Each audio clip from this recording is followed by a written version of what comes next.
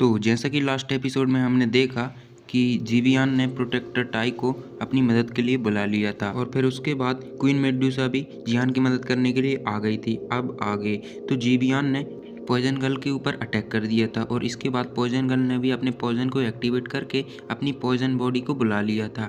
अब आगे तो इसके बाद क्या होता है ये जानने के लिए इस एपिसोड को आप पूरा देखें। अब जैसे ही पॉइजन गर्ल अपने पॉइजन को एक्टिवेट करती है तो वहाँ एक केज बन जाता है पॉइजन का और वहाँ फॉग ही फॉग था पॉइजन का और जीवियान भी उसमें फंस चुका था।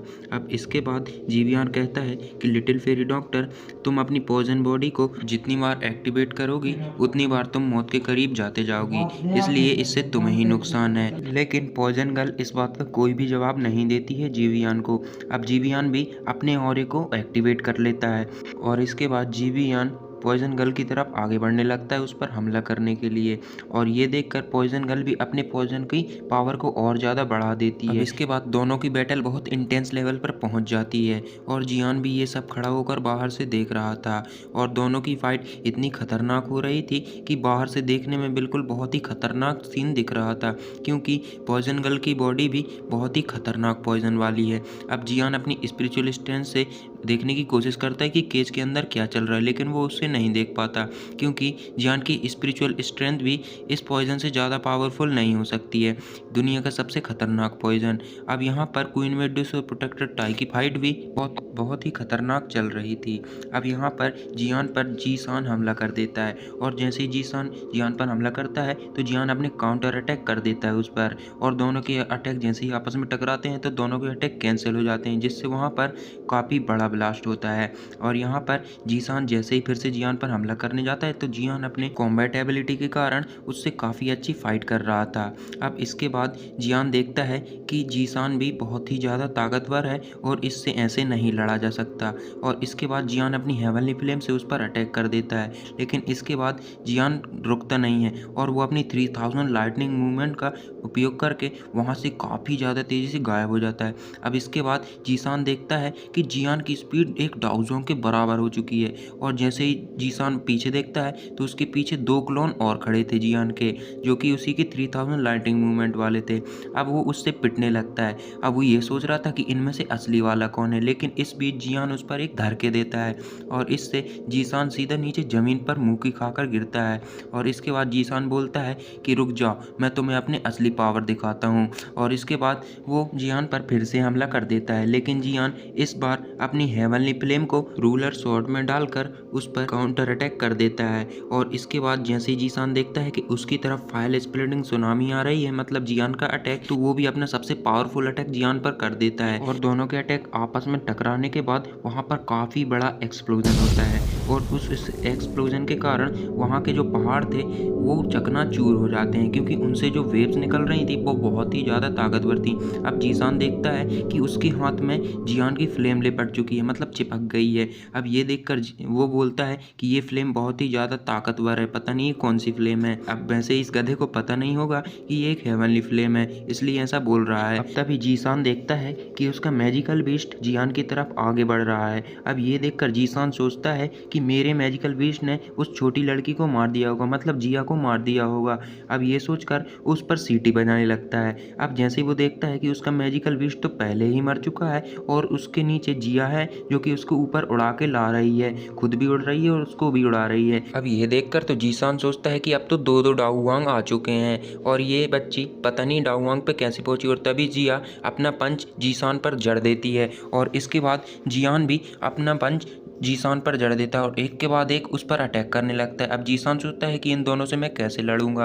अब इसके बाद जीसान वहां से भागने की सोचने लगता है और जैसे ही वो ऐसा करता है जियान अपने ऑक्टेन ब्लास्ट पंच का यूज़ करके जीसान के सामने आकर उस पंच को जीसान पर जड़ देता है। अब इसके बाद जैसे ही वो पंच जीसान पर लगता है जीसान का तो राम नाम सत्य हो जाता है और जीसान के प्राण पखेरु उड़ जाते हैं। अब इसके बाद जीसान की बॉडी नीचे ज़मीन पर गिरने लगती है और जैसे ही ऐसा होता है उसकी बॉडी ज़मीन पर धड़ाम से नीचे गिर जाती है, वो भी कई गुना तेज की स्पीड से। जियान की ऑक्टेन ब्लास्ट के कारण जीसान की छाती पर भी गड्ढा हो जाता है। अब नीचे जैसे ही वो गिरता है तो जितने भी उस क्लैन के वॉरियर थे, मतलब जो जीसान की तरफ से आए थे, वो सभी वहाँ से भागने लगते हैं और बोलते हैं अरे ये तो हम सबको मार देगा, और तभी वहाँ से भाग जाते हैं। और जियान भी वहाँ पर हील होने के लिए अपनी 2 पिल को निकालता है और सीधे मुंह में गटक लेता है। अब इसके बाद वो देखने लगता है क्वीन मेडुसा और प्रोटेक्टर टाई की फाइट, और उनकी फाइट से जो वेव्स निकल रही थी उनके कारण जियान को भी अपनी हेवनली फ्लेम से वहाँ पर एक शील्ड लगानी पड़ी थी, क्योंकि उनकी वेव्स के कारण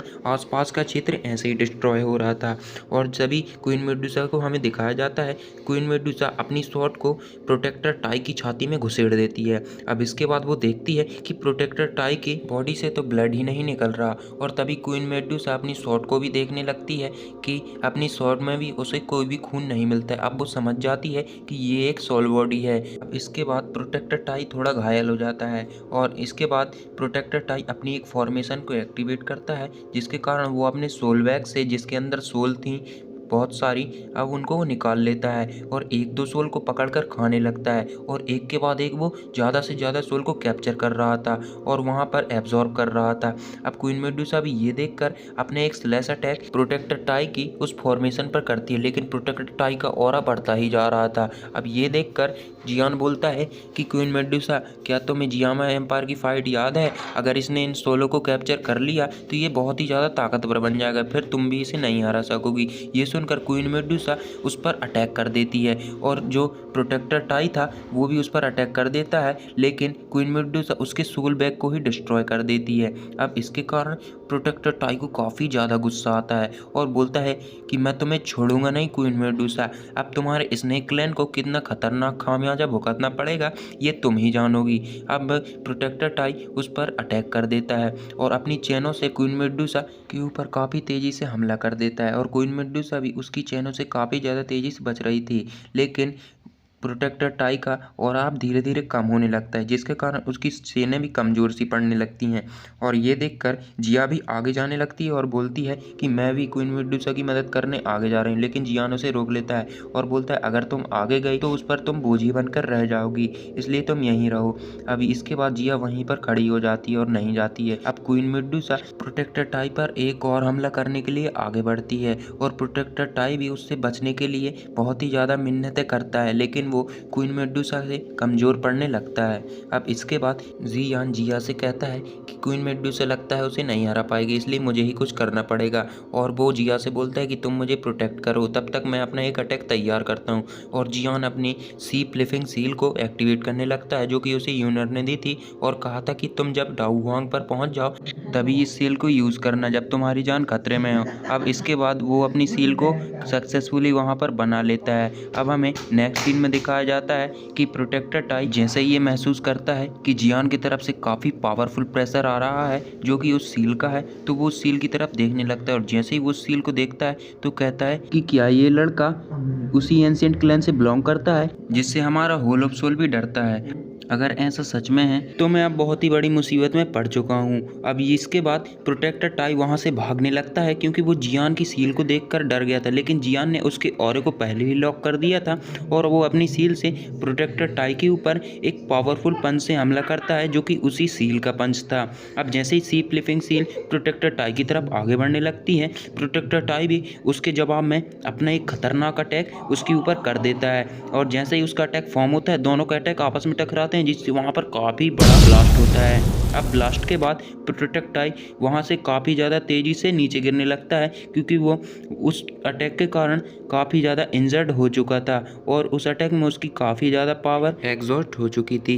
अब इसके बाद जियान क्वीन मेडुसा से कहता है कि क्वीन मेडुसा जाओ उस प्रोटेक्टर को पकड़ो, अगर वो भाग गया तो मैं भी मुसीबत में पड़ जाऊँगा, क्योंकि उसने मेरी सील देख ली है, और जो मेरी सी फ्लिपिंग सील है वो मैं किसी के सामने भी यूज नहीं कर सकता। और ये सुनकर क्वीन क्वीन मेडुसा भी वहाँ पर प्रोटेक्टर टाई के पीछे लग जाती है। अब प्रोटेक्टर टाई देखता है कि क्वीन मेडुसा उसके पीछे आ रही है और जियान भी प्रोटेक्टर टाई की तरफ आगे बढ़ गया था और क्वीन मेडुसा की स्पीड इतनी ज़्यादा थी कि वो जियान से आगे निकल कर प्रोटेक्टर टाई के भी आगे निकल जाती है और सीधा प्रोटेक्टर टाई के सामने आकर खड़ी हो जाती है। और जैसे ही वो उसके सामने आती है उस पर एक स्लैश अटैक कर देती है और स्लैश अटैक करने के साथ ही प्रोटेक्टर टाई भी अपनी चेनों से क्वीन मेडुसा के उस स्लैश अटैक पर हमला कर देता है, जिससे वहाँ पर एक और दोनों के अटैक आपस में कैंसिल हो जाते हैं। अब इसके बाद क्वीन मेडुसा प्रोटेक्टर टाई को देखने लगती है। वो देखती है कि प्रोटेक्टर टाई बहुत ही कमज़ोर पड़ गया है और वो कमज़ोर पड़ने के साथ ही अब वो कुछ कर भी नहीं सकता है।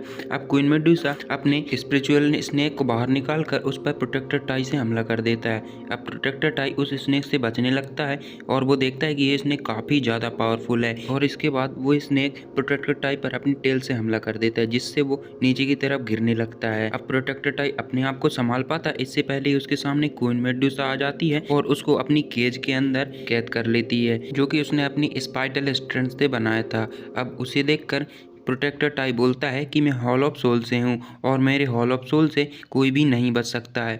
लेकिन क्वीन मेडुसा उसकी बातों को ज़्यादा ध्यान ना देते हुए उसको और भी ज़्यादा दर्द देने लगती है अपनी केज के अंदर। अब प्रोटेक्टर टाई उससे भीख मांगने लगता है और भीख मांगने के साथ ही वो उसको धमकी भी देता है कि अगर तुमने मुझे नहीं छोड़ा तो हॉल ऑफ सोल तुम्हारी खटिया खड़ी कर देगा और तुम्हारे स्नेक क्लैन को काफ़ी ज़्यादा नुकसान पहुँचाएगा। अब ये सुनकर क्वीन मेडुसा बोलती है कि तुम मेरे स्नेक क्लैन के बारे में काफ़ी कुछ जानते हो, इसलिए मैं तुम्हें यहीं पर मार सकती हूँ।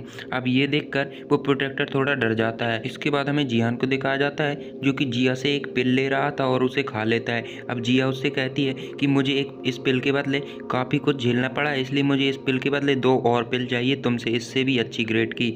अब ये सुनकर जियान उससे हाँ में सिर हिला देता है। अब इसके बाद क्वीन मेडुसा प्रोटेक्टर टाई को अपनी केज में जियान के सामने ले आती है और जियान भी राहत की सांस लेता है क्योंकि उसने अब एक प्रोटेक्टर को पकड़ लिया था जो कि हॉल ऑफ सोल से था।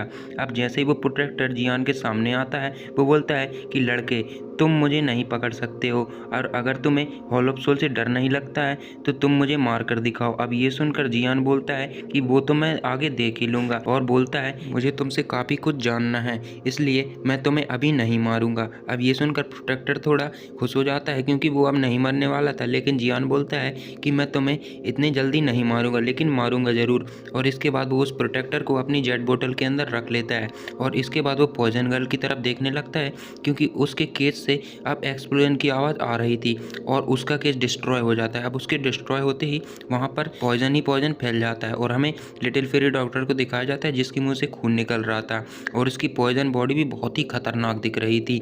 और इसके बाद जीबियान की हालत भी हमें दिखाई जाती है जो कि काफ़ी ज़्यादा इंजर्ड हो चुका था पॉइजन गर्ल के पॉइजन के कारण। अब इसके बाद जीबियान उससे पॉइजन गर्ल से कहता है कि क्या तुमने उस प्रोटेक्टर को मार दिया? तो वो पॉइजन गर्ल कहती है कि हाँ वो अब मर चुका है। अब इसके बाद वो जीबियान कहता है कि तुमने उसे मारकर अच्छा नहीं किया, अब हॉल ऑफ सोल तुम्हारे साथ क्या कर सकता है ये तुम भी नहीं जानते और मैं भी नहीं जानता और हॉल ऑफ सोल से तुम्हें डरना चाहिए। अब इसके बाद पॉइजन गर्ल के पास जियान, जिया और क्वीन मेडुसा भी आ जाते हैं उड़ते हुए। अब वो जियान पूछता है पॉइजन गर्ल क्या तुम ठीक हो? तो इस पर पॉइजन गर्ल कहती है कि हाँ मैं अभी के लिए ठीक हूँ। और इसके बाद वो जियान से भी पूछते हैं कि क्या तुम ठीक हो? तो जियान भी इसमें हाँ में सिर हिला देता है। अब क्वीन मेडुसा बोलती है क्या तुम इसको नहीं मार पा रही हो? तो पॉइजन गर्ल बोलती है कि नहीं ऐसी बात नहीं है, मेरा पॉइजन इसकी बॉडी के अंदर ऑलरेडी जा चुका है और अगर ये यहाँ से भागने की कोशिश करेगा तो मेरे पॉइजन के कारण ये मारा जाएगा। अब ये सुनकर जीबियान भी बोलता है कि हाँ मैं जानता हूँ तुम्हारा पॉइजन कितना खतरनाक है। अब इसके बाद पॉइजन गर्ल अपने पॉइजन को और ज़्यादा बढ़ाने लगती है और जैसे ही वो ऐसा करती है जीबियान की खटिया खड़ी हो जाती है। अब वो बोलता है कि तुम्हारा पॉइजन बहुत ही खतरनाक है, वो मेरी नसों के अंदर जा चुका है। और पॉइजन गर्ल भी अपने पॉइजन को और भी ज़्यादा बढ़ाने लगती है और उसकी पावर को एक्टिवेट कर देती है जिससे वो जीबियान के खून में चारों तरफ फैलने लगता है। अब ऐसा होते ही जीबियान दर्द से तड़पने लगता है और दर्द से तड़पने के साथ ही वो कहता है कि मैं ऐसे नहीं मर सकता। और इसके बाद जीबियान अपनी बॉडी से एक बहुत ही खतरनाक अटैक को तैयार करने लगता है और वो कहता है पॉइजन गर्ल अगर मैं मरूंगा तो तुम्हें साथ लेकर मरूंगा। और जैसे ही उसका अटैक तैयार होने लगता है सभी लोग बहुत ही ज़्यादा घबराकर उससे दूर होने लगते हैं और कहते हैं कि ये तो अपनी बॉडी को ही डिस्ट्रॉय करने वाला है। लेकिन वो डिस्ट्रॉय करने की जगह उससे एक अटैक बनाता है और पॉइजन गर्ल पर कर देता है। और पॉइजन गर्ल पर वो जैसे ही करता है तो जियान तेजी से अपने हेवनली फ्लेम की एक शील्ड बनाकर पॉइजन गर्ल के सामने कर देता है। लेकिन वो इस बात को भूल जाता है कि वो अभी तक अनप्रोटेक्टेड है, इसलिए जीबियान अपने अटैक की दिशा बदलकर जियान की तरफ कर देता है और उसका अटैक सीधे जियान को हिट करता है। और जियान को जैसे ही वो अटैक हिट करता है तो जियान की छाती में सीधा बहुत ही ज़्यादा दर्द होने लगता है। अब दर्द होने के साथ ही जियान कहता है कि ये किस तरह का अटैक है। अब इसी के साथ ये एपिसोड यहीं पर खत्म होता है। अगर एक्सप्लेनेशन पसंद आया तो वीडियो को यहीं पर लाइक कर दो और चैनल को सब्सक्राइब कर दो।